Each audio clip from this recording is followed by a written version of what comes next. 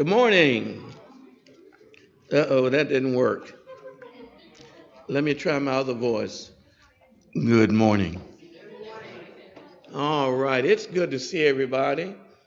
It's good to be back. It's been at least a year, I think, since I've taught in the auditorium, and I am looking forward to being back with you.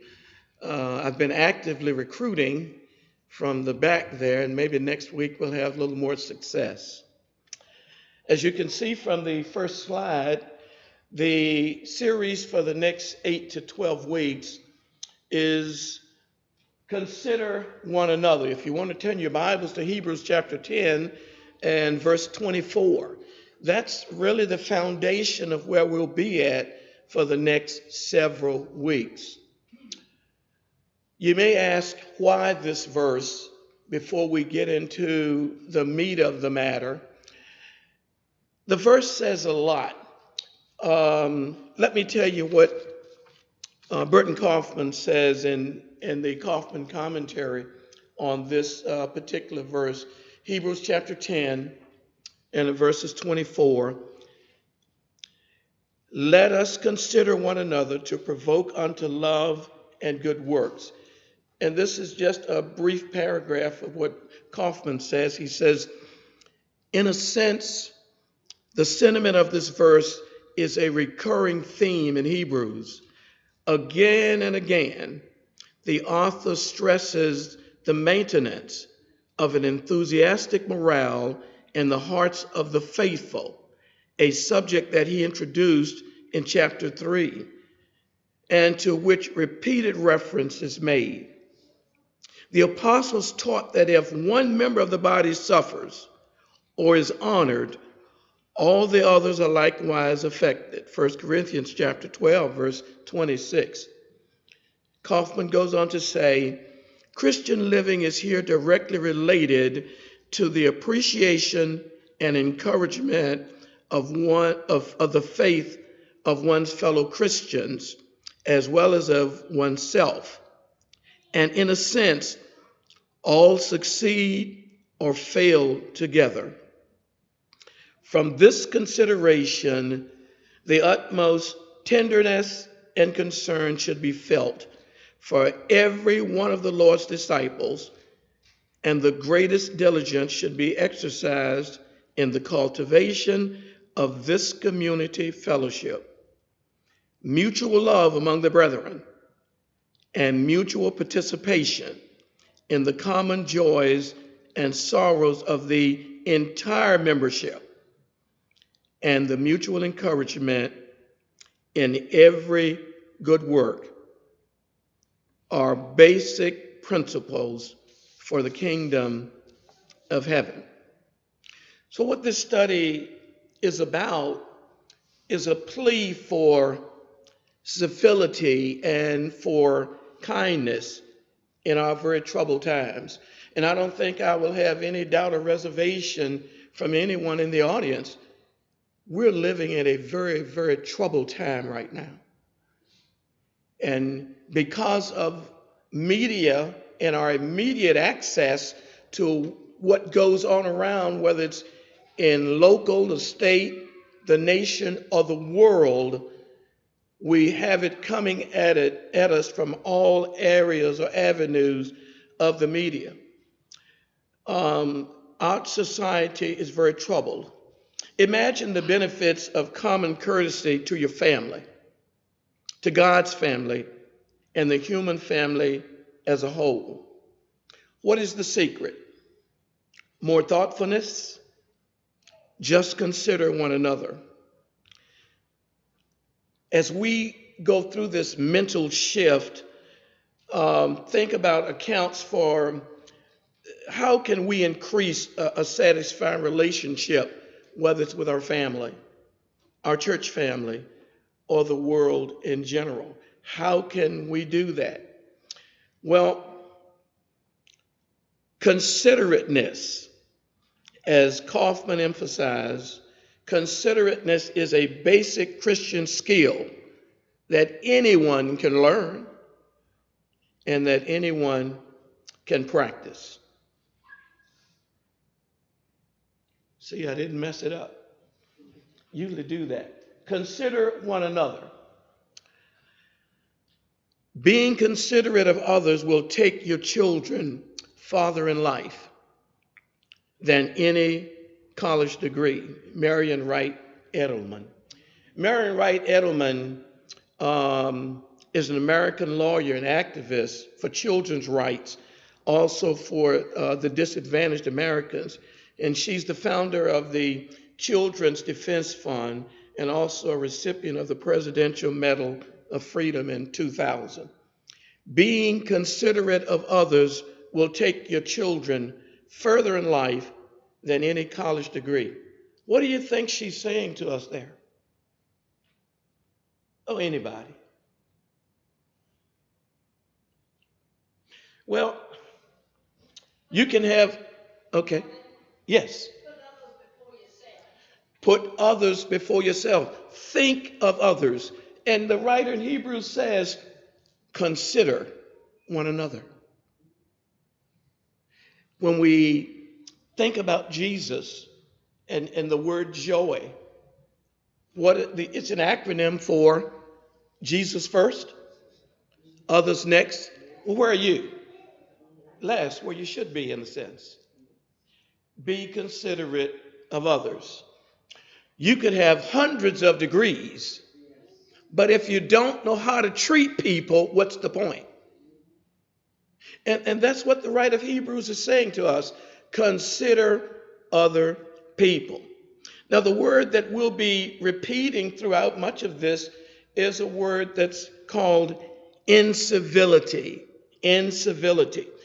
Incivility, the word incivility comes from the Latin word incivilis, which means not of a citizen. But from the Christian perspective, incivility is a behavior unbecoming of the citizens of heaven. Now, we're all here today because citizenship in heaven through our Savior, Jesus Christ. So when we're not considerate of other people, we're reflecting Jesus through us.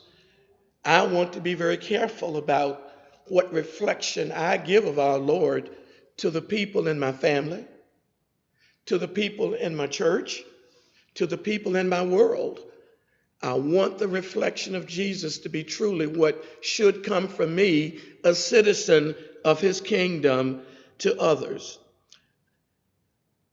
Incivility is behavior unbecoming of a citizen of heaven. Rudeness has no place in the lives of the redeemed. Instead, Christians demonstrate their citizenship in God's kingdom by our high regard for our fellow human beings. George Washington had this to say. He said, every action done in company ought to be with some sign of respect to those who are present. What do you think George Washington was saying? Every action done in company ought to be with some sign of respect to those that are present. What do you think he meant? What was he saying? Well, in other words, he was saying concern for others ought to be evident in everything that we say and do. Almost every word that comes out of our mouth should be considerate and respectful of those around us. You know, a lot of times we'll see things in the news, particularly where it's been televised or someone has had a microphone and the news calls it a hot mic. And we get those reports real fast where somebody didn't realize the mic was still open and they were saying stuff that they should never say and everybody heard it. I do remind you that with God, we always have a hot mic. Even if you don't come out and say it, God has the ability to do what? Read it within our heart. So be careful what you think, because God is hearing what you think, even if it doesn't come out loud. Okay? Absolutely. And if that's where it originates, that's not good. Okay? God knows what you're thinking before you think it. He knows what you're going to say before you say it. So I think the old song for the kids, be careful, little mouth, what you say. Be careful, little heart, what you think. Because if you didn't think it out hot mic so that people around you could hear it, then certainly you could think it out and God will hear it. So we need to be very careful and realize that as Christians, we should demonstrate our citizenship in God's kingdom by having the highest regard for our fellow human beings. We understand that what Washington said, every action done in company ought to be with some sign of respect to those that are present. Unfortunately, we see in our world around us today a declining number of people subscribe to this rule. Washington understood that everyone suffers when selfishness rules the day. Suppose we did not have any rules to govern incivility.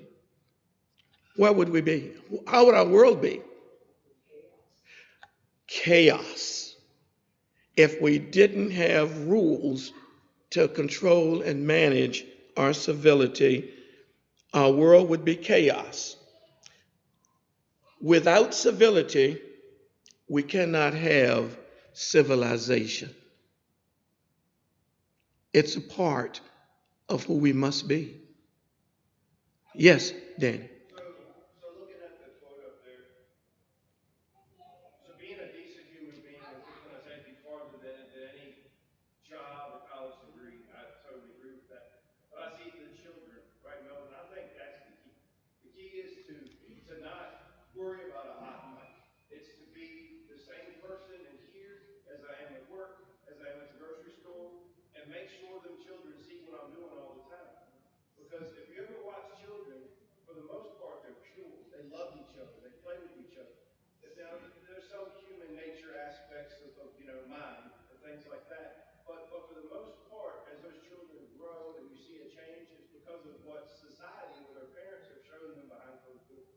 And I feel like children are the key to the future, but it's for us to not worry about that hot mic and be that same person everywhere. Right. If we're going to fix this chaos. The song says, teach the children well, because they are our future. And you're absolutely right. Um, what our children hear from us will go a long way in life, good or bad. I'm one of number 3 of 7 children, and I couldn't imagine, I don't know how my mother did it. But people would always say, oh, they're just so well behaved. And before they could finish the word behave, my mother would say, they better be. And we would look at each other like, because we didn't know any other way to be. Okay? So, how we present ourselves to our children goes such a long way. It really does. Thank you, Danny. And I'm going to go back to my original slide again. There we go. Without civility, there can be no civilization. Incivility is not just a problem for society, but for churches.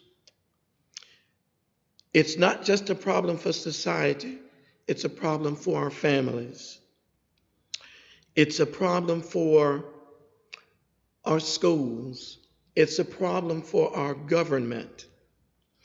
And we know that it will take diligent teaching and deliberate practice to reverse the tide of what we're currently seeing throughout our nation and our world. You see, without courtesy, people become callous and cruel. Now, is disrespectful behavior a learned behavior? Absolutely.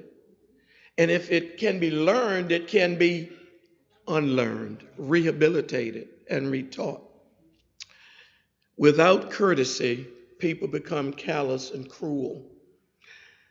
They lose access to the higher spiritual functions of our brain. And when the capacities for empathy and kindness are diminished, flesh overtakes spirit and sin vanquishes the soul. But the good news is that Jesus came to reverse the conscious deadening effects of sin so that love can reign, and not just reign, but reign triumphantly. And what we have to do is to remember who we are and make sure that what Jesus expects of us in our hearts and in our homes is the life that we live, is the life that we practice. Hopefully, in this study, it will take a single principle, and that is the command to consider one another. I don't think that God was just inspiring this writing as a suggestion, a command to be considerate of one another, and demonstrate over the next few weeks ways that we can apply this in our daily life. Consideration makes you kind and courteous to everyone. Around strangers, it makes you friendly. It makes you hospitable.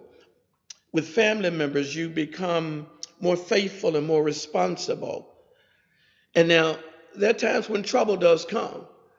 And as my grandma would say, trouble comes, but it doesn't last always. So be careful how we respond to it in the offset or the onset of it. It doesn't last always. But when it does come, consideration helps you to be understanding and forgiving. We will have differences always in our lives.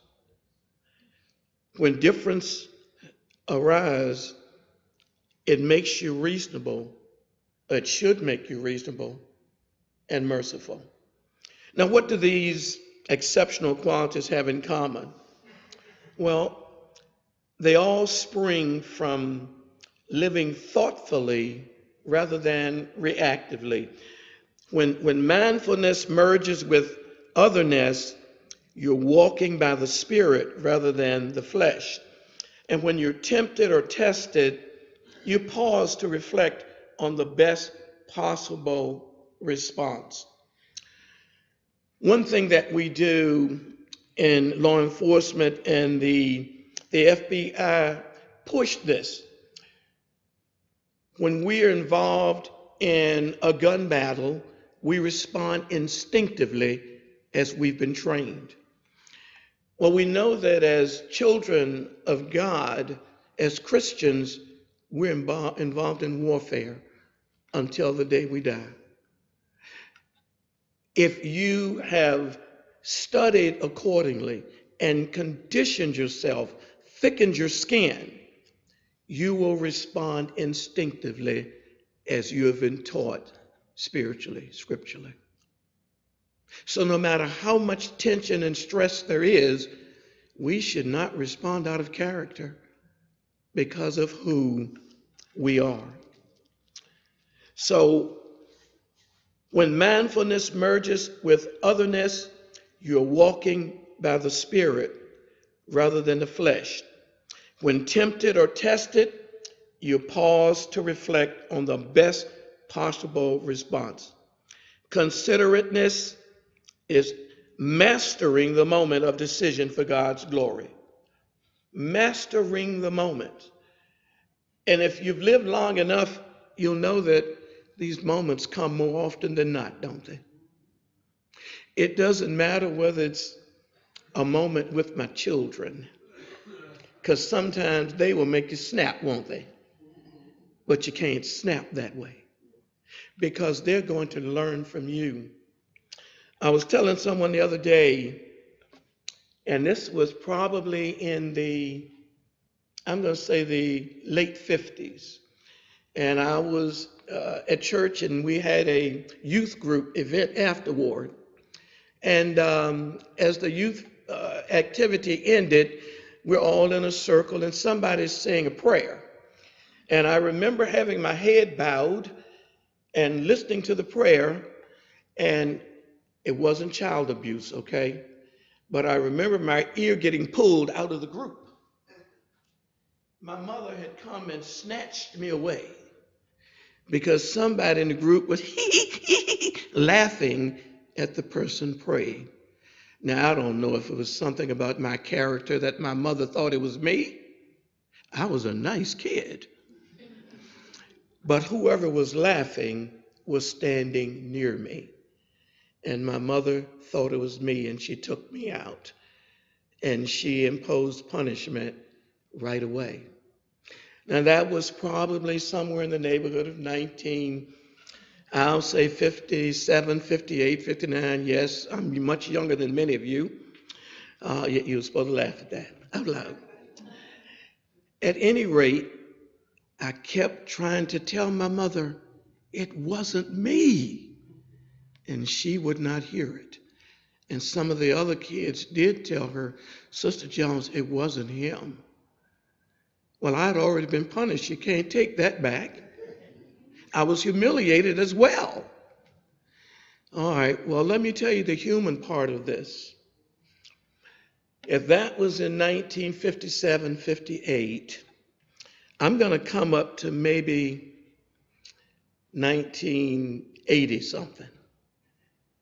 And we were in a family discussion, and I said to my mother, I need to remind you of something you did wrong. And she said, what could it be? And I told her. And she said, you are still hanging on to that? What, I hung on to it for 40 years or so? And I said, yes, but I wanted to tell you how I feel about it today. You were wrong then, Mother, with all due respect, but I learned something from it. I said, I have 3 children, and now I will hear them out before I snatch them out. Makes sense? And I told her, by the way, no, I didn't hold it over you all these years. I just had to wait for the right opportunity to tell you how I felt. But you taught me a lesson going forward. Listen to my children before I impose punishment or snatch punishment. Today they'd call social services, wouldn't they, Neela? Okay.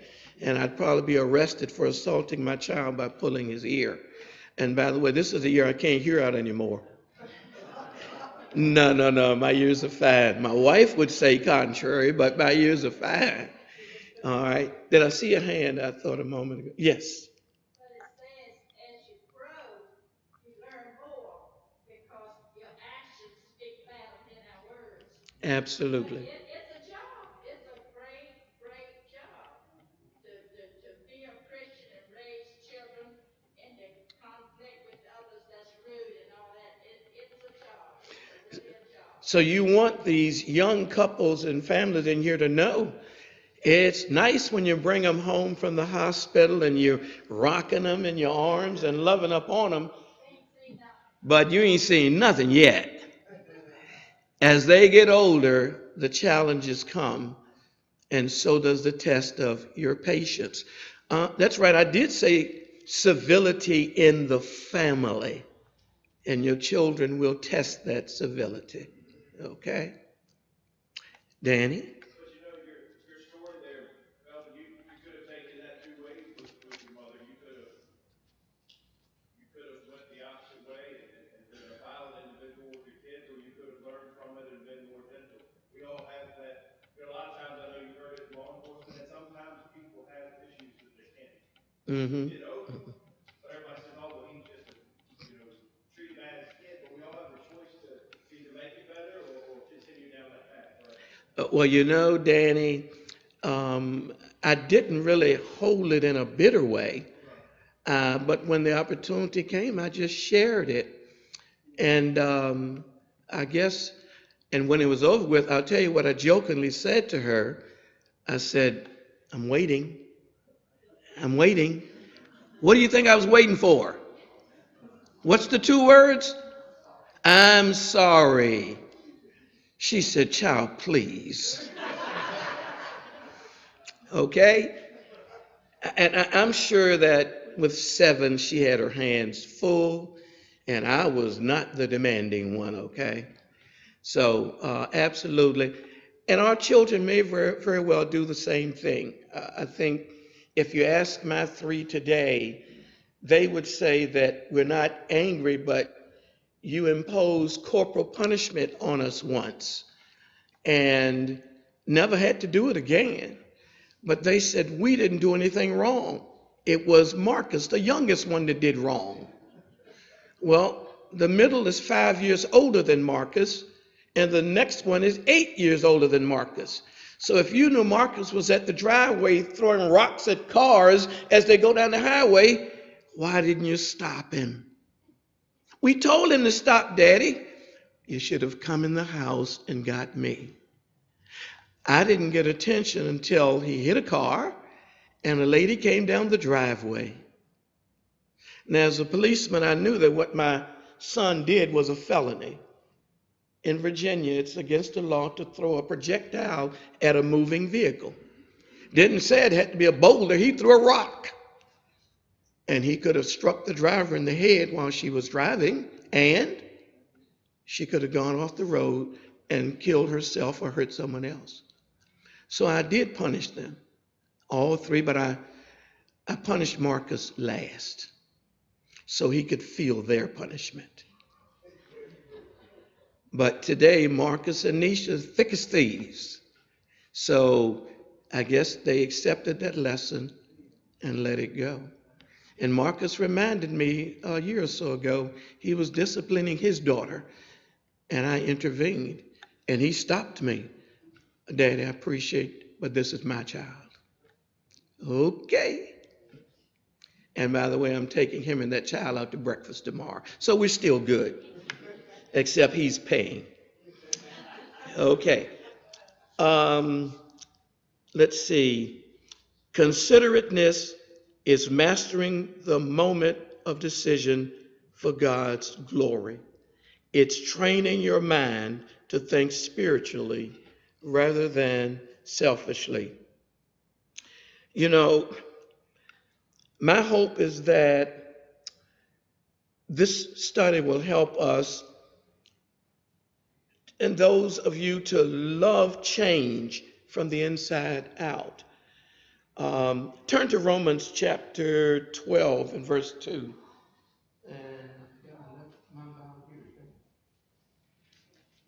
Romans chapter 12 and verse 2.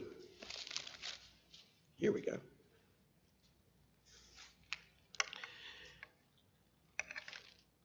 And do not be conformed to the world, but be transformed by this world. By the renewing of your mind,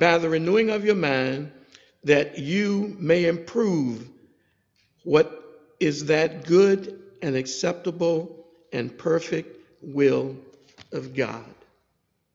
He's already told us to be considerate of one another. And he didn't set a time limit, an expiration date on that. So how long are we to be considerate? I've been in hospital rooms with people,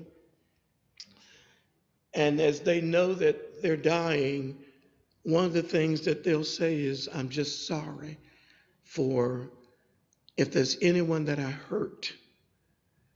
And they'll say, would you please forgive me? And I think that's probably one of the deepest moments that one could have, to admit the humanness of not being perfect, but doing what? Still trying to live that life that God has for you, knowing you only have a few breaths left to live. And you may have been in that situation to where people will say, I'm sorry, please forgive me. And that's a part of our glorifying of God, considering one another. And imagine how enjoyable life will be when we genuinely, truly consider one another. William Wordsworth, the poet, said it this way. He said, "The best portion of a good man's life, his little, nameless, unremembered acts of kindness and love." That's the best portion of a man's life. And when we're doing those things, we're expressing what? Our Christianity, our citizenship in the kingdom of God. By doing those things. And it really doesn't require much to be nice, does it? Just be genuinely nice. Something is wrong when we look around our world today. There's a lot wrong. We sense it in public settings. We see it in the workplace. The divorce rate and misery rate of married couples are proof of the problem. Disrespect, irresponsibility, and a lack of self-control seem to be ever increasing. This decline in civility has resulted in a decay of meaningful relationships and a dramatic drop in the enjoyment of public life. The sense of coarsening of society becoming harsher and rougher and harder, has produced feelings of uneasiness everywhere. And we all know too well that the problem is obvious, isn't it? It's very obvious. You can't even go into a store today without even being mistreated or observing someone else be mean and disrespectful to someone else. We observe the way people treat their children, little ones, in the stores, and we dare to intervene. Why? They'll take you out right there in the store. I was reading an article in the news this week, and this murder took place in Chesterfield Town Center about a year ago. And I didn't realize until the young man was sentenced this week. He saw someone in the food court that he had an argument with in 2017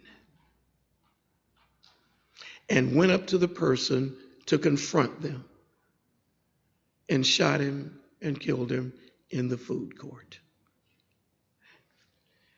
That's the result of not being considerate of one another.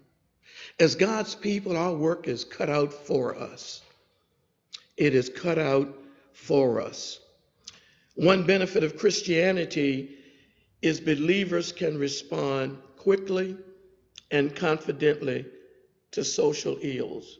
Communities have trouble agreeing on standards or the need for them, but the church has a sure foundation for improving social skills. Turn to Matthew chapter 7, verse 24 and 25. And this is a text that will help us to understand the foundation for improving social skills. The teachings of Jesus in Matthew chapter 7, verse 24 says, "Therefore, whoever hears these sayings of mine and does them, I will liken him to a wise man who built his house on the rock. And the rain descended, the floods came, and the winds blew and beat on that house. And it did not fall, for it was founded on the rock." A wise man is someone who considers the consequences of his choices. He thinks ahead and he carefully weighs his options before he speaks or acts. He follows a decision-making protocol that makes the outcome predictable. What is God's will, he may ask? What are your needs? What is my responsibility? A foolish man is less discerning and less disciplined. and he's caught up in the moment with little regard for the Father, for the future, for the feelings of others, he is more calculating than he is kind. But we see that the principles taught by Jesus are sure guides to our pleasing God and living better. You see, Christians are drawn to these truths by the beauty of Jesus' life.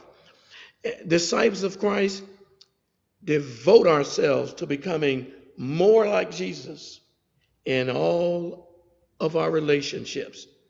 So rather than sacrificing our identity as citizens of God's kingdom, following him refines our distinctive personality, and it brings out the best in us in all circumstances. So consequently, citizens of heaven make the best decisions, or rather the best citizens on earth. Life is simplified and improved by embracing eternally relevant teachings of Jesus. And those lessons never become obsolete, regardless of how our societies change, regardless to how our world changes. Those principles of Jesus never become obsolete. The key to this is love. We are a community of citizens of God's kingdom. And the key to our community being successful is certainly our love for Christ and our love for one another. Yes. To me, if I call myself a Christian, I can go out there and present my Christianity. But if it's not real, it's not going to mean nothing to you or the Lord. Mm-hmm. It's got to be real, because people can fake so much. And what good is that going to do us?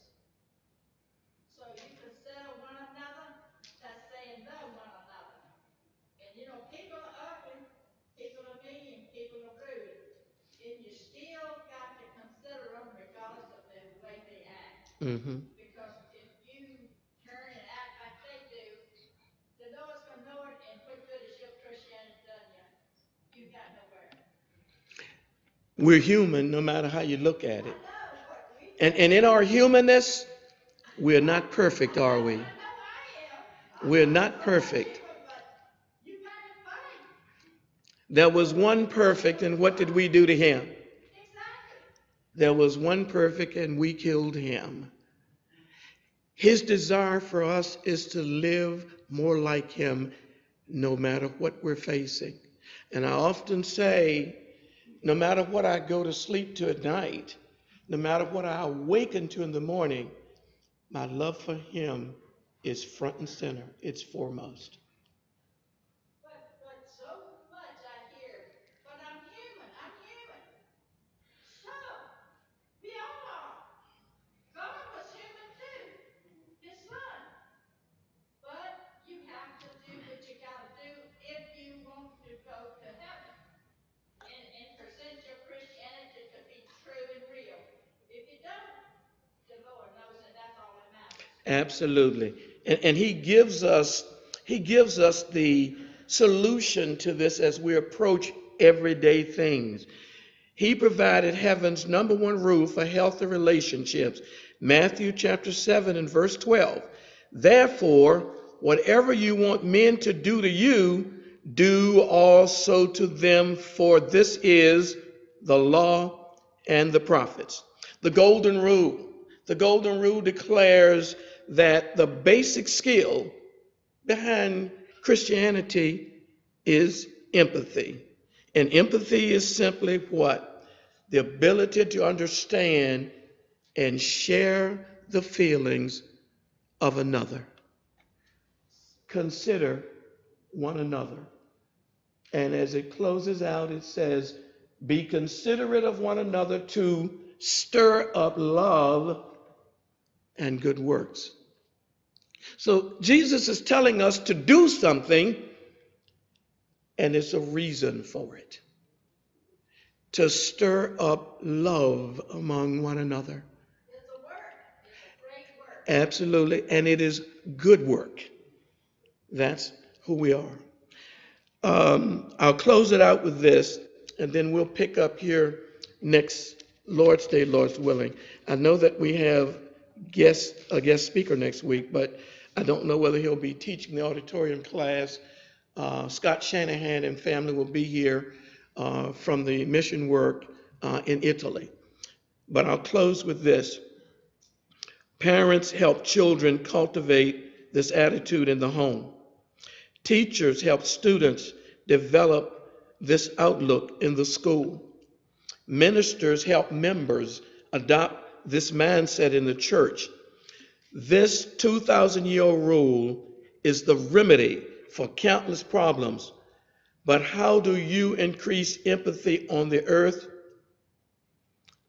I end with this thought, and you take this with you as you leave today. One thoughtful person at a time. That's the message today. Consider one another.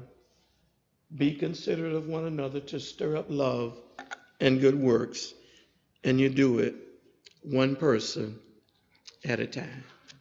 Thank you for your time, and have a blessed day and a blessed week. Yes? I like to say I've been with this Lord, my Lord, and in this covenant for 64 years.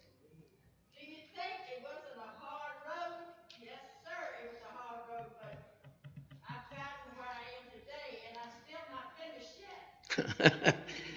If you live long enough, you're going to have a lot of bumps in the road. Zig Ziglar said it this way. He says it's not the size of the bump in the road, but the attitude of the bumpy. Have a good week, everybody.